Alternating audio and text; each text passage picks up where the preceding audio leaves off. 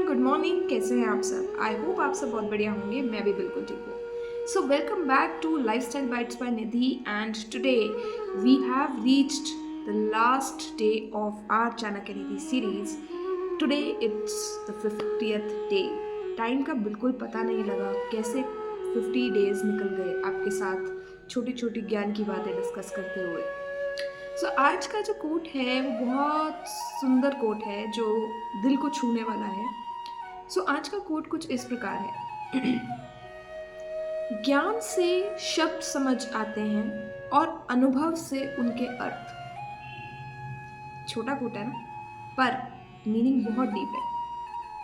आपने सबने बचपन में ये सुना होगा कि पेरेंट्स बच्चों को बहुत सी चीज़ें करने के लिए मना करते हैं, जैसे अकेले बाहर ज़्यादा रात को मत निकलो, लेट के मत खाओ कुछ, बेड पे मत खाओ कुछ, ये सब चीज़ें।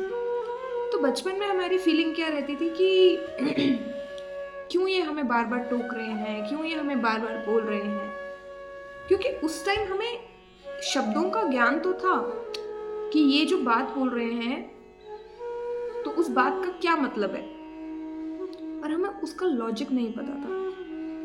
अब जैसे जैसे इंसान बड़ा होता है वैसे वैसे वो उस लॉजिक को समझ पाता है, क्योंकि वो कुछ एक्सपीरियंस गेन करता है अपनी लाइफ में जो उसको उस लॉजिक को समझने की कोशिश करते हैं। तो उसी तरह जैसे हमें बचपन में कहा जाता था कि आप लेट के अंगूर मत खाओ,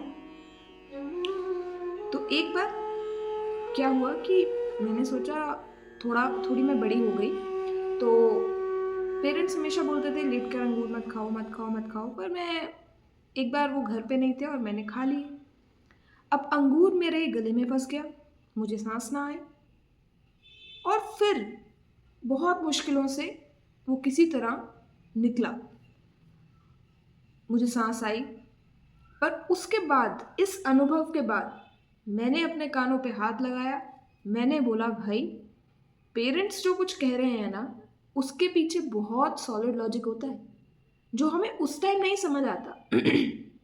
हमें उस टाइम वो सिर्फ एक ज्ञान लगता है जो वो हमें दे रहे होते हैं कि ये ऐसा मत करो, क्योंकि वो आपको पूरा एक्सप्लेन नहीं कर सकते कि क्यों मत करो।